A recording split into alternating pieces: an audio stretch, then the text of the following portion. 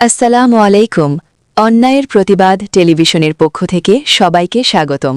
আপনাদের সাথে আছি আমি মোসাম্মদ সুম্মা আক্তার। চট্টগ্রাম থেকে মোহাম্মদ মোজাম্মেল হক নিজস্ব প্রতিনিধি জানিয়েছেন, বাঁশখালীর সুপার সার্ভিসের বাস দোকানে ঢুকে তাণ্ডব, অল্পের জন্য প্রাণে বাঁচলেন দোকানি।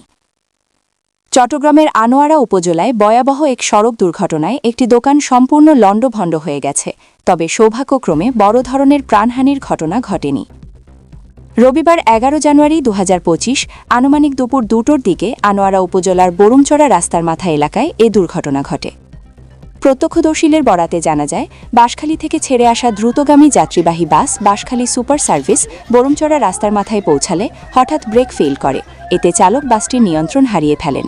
এক পর্যায়ে বাসটি সজোরে রাস্তার পাশে থাকা একটি ফলের দোকানের উপর উঠে যায়।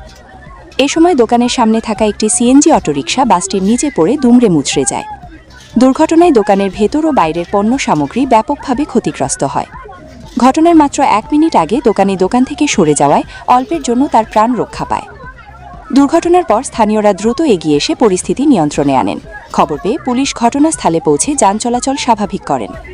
এ ঘটনায় এলাকায় আতঙ্ক ছড়িয়ে পড়ে। স্থানীয়রা দ্রুতগামী যানবাহন নিয়ন্ত্রণ ও সড়ক নিরাপত্তা জোরদারের দাবি জানিয়েছেন।